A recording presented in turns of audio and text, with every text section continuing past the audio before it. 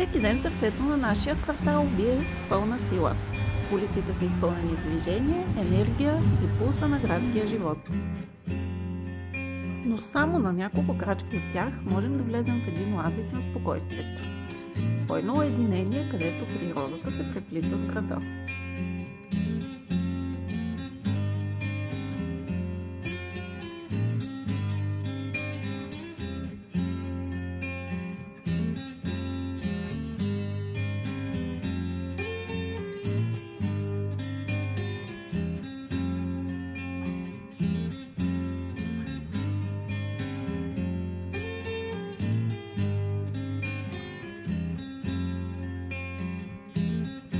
За съжаление, сред спокойствието се натъкваме на друга реалност. Препълнени кофи за боклук, море от отпадъци, които метафорично препречват пътя към красотата и буквално препречват нашия по тротуара.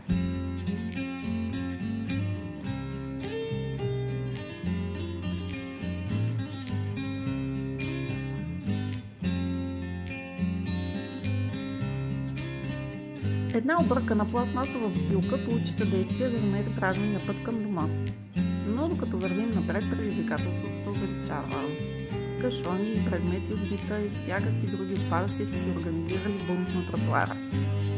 Това не е просто гледка, това е игра на прескочи кобила, която предпочитаме да избегнем.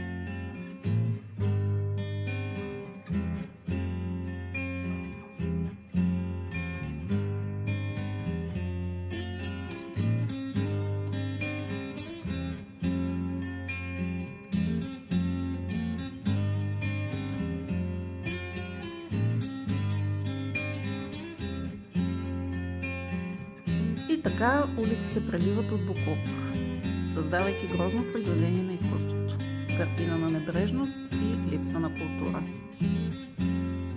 В ранното утро се носи грохот на камион за боклук, фар на надеждата или поне така си мислим. Той събира кофите, но всичко извън тях остава в немилост.